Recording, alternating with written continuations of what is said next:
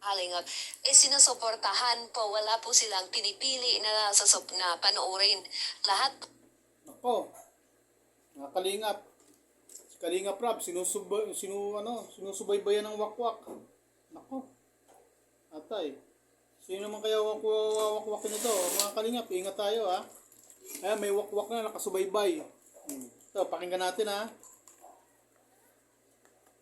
I-alert ko lang kayo ha. po ano po yan, nakasuporta sa siya, binablog ni Kalingap Rab na hawawalu tulad noon ni Narubilin, na Reyna. Kasi wala pa yun noon. Noon to sabihin natin, pandem niya na si Edo noon kay Reyna. Pwede ganun katindi, no? Doon kasi nag-start sa lahat sa Edrin na pumatok sa takilya eh. Lalo na kinaro. Doon nag-start sa Edrin, kina Kuya Ruben. Ayan. Na sina Joby, hindi na nga nabalikan, di ba? Yun. At yun ang mali na yung Kalinga Pro. Doon sabihin natin sumikat siya, ganito, ganyan. Yumaman siya. Pero yung nangyari kasi, nasira din, naging toxic na yung Kalingap. At yung mga reactor dati, nagre-reaction pa yan sa mga charity works. Yung mga reactor na rin, naging toxic, naging balahura na rin masyado, no? Dahil sila mismo nag-aaway-away. Nakalimutan na nila yung totoong mga charity vlogger na sa loob ng community ng Kalingap na focus po sila sa kung saan nakafocus din si Kalingap Rab na para silang mga mga langaw na kung Ayan, narinig nyo? Alam na alam ang galawan ni Kalingap Rab. Sumula't sumula. Panahon pa daw ni Edre, nila Juby, may Robilin pa. Kita nyo? Subaybay ng wakwak si Kalingap Rab. Naku po, delikado ka Kalingap Rab. Sinusubaybayan ka na naman ng wakwak ngayon. Nung una, sinubaybayan ka niyan. Nawakwak si Reyna. Ngayon, sinusubaybayan ka na naman. Sino naman ang balak wakwakin ng babae na yan? Naku po. Sabi ko sa inyo mga Kalingap. Kaya yan, babantayan ko yung mga yan. Kaya nyo, ako bala. Babantayan ko yan si Yen Vasquez na wakwak. Kanyo, sinusubaybayan na naman si Kalingap Rab. Tinututukan ng galaw ni Kalingap Rab. Balak na namang magwakwak. Nawakwak si Reyna. O, pinagkakakitaan si Reyna ngayon. Ngayon, sinong binabalak wakwakin? Tingnan niya natin. alam mo kung saan, parang mga bubuyog ba, hindi lang mga bubuyog, nasunod-sunuran sila kung saan po yung may matatamis, doon sila dyan bulaklak. Doon ko sila sunod-sunuran kung saan si Rab, doon sila nakaabang sa mga love team ni Kalingap Rab. Yung mga charity works na unti-unti nang nawawala hanggang Nako, subaybayan. Subaybay para kay Kalingap Rab ang mga wakwak. Yan. Kita nyo? Sinusubaybayan ang galaw ni Kalingap Rab. Sino naman ang balak wakwakin? kung nakita nyo guys, napapansin nyo? Yung dati mga charity vlogger naging reactor na lang. Yung mga reactionist nila, mga reactors nila dyan sa Kalingap nakapuko sa issue. Pag walang issue, gagawa sila ng issue. At sinong gawawa, ginagawa nila ng issue? Mga angels. Naghalongkat sila. Para Yun. Yung mga reactor daw ng Kalingap, gagawa rin ng issue, i-issue ng mga angel. Ba't na alam niya yan? Yen. Bakit na alam mo yan? Pambira ka ba? Kala ko anti-Kalingap ka. Bakit? Subaybayan mo ang Kalingap Ibig sabihin, minomotor mo Kalingap. Naku po, ito na yung wakwak na naman. Patay tayo dyan, Yen Vasquez. Subaybay ka talaga sa Kalingap Bayaan mo, babantayan din kita. Ako bahala sa'yo. Kayo mga Kalingap ingat-ingat tayo sa mga wakwak. At ito, umaali-aligid kay Kalingap Rab. Alam na alam ang galawan ni Kalingap Rab. Nakasubaybay ang wakwak. content sila magkaroon ng issue. Wala naman silang ibang nire-reaction na napikot-ikot sila sa Big Four. Sino naging kawawa dyan? Yung mga angels. At kung hindi naman mga angels, Sinong Big Four? Paikot-ikot lang daw sa Big Four. Sino yung Big Four? Alam na alam niya, pati Big Four. Sino ba yung Big Four na tinutukoy mo? Tingnan. mga sponsor yung binabatikos nila. Kawawa po talaga, nakikinabang sila. Prima tao na nagagamit nila is kawawa. Di ba? At yung kung ibalik man ni Kalinga Prab yung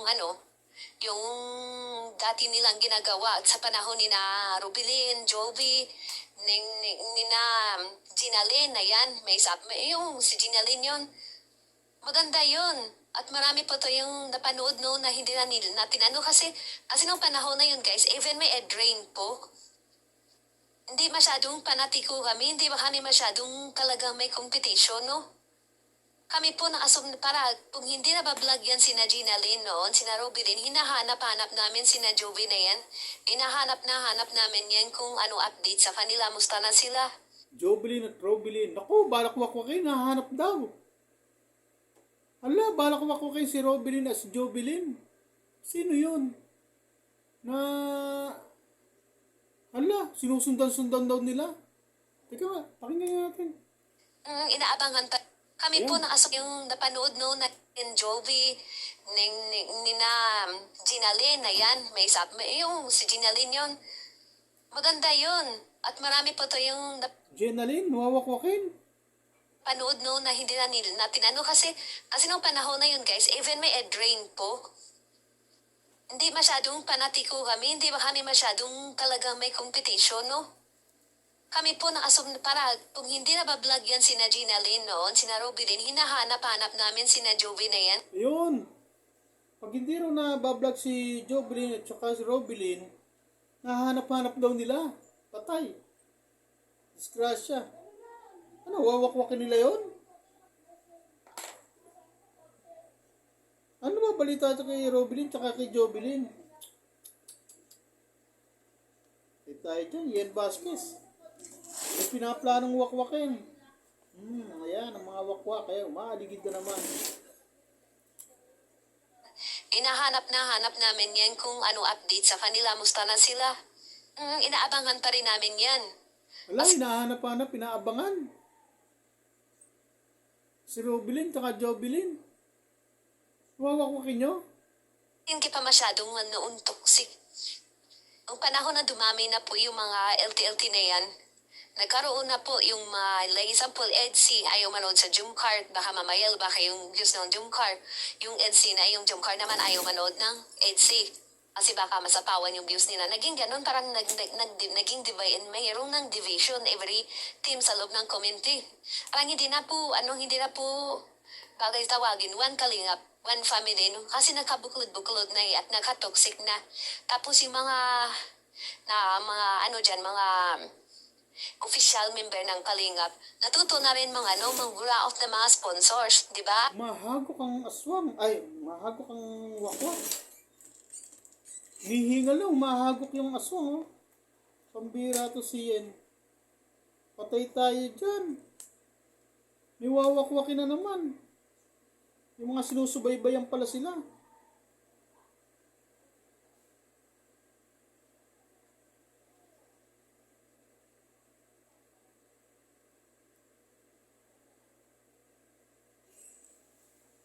Ay, patay ko.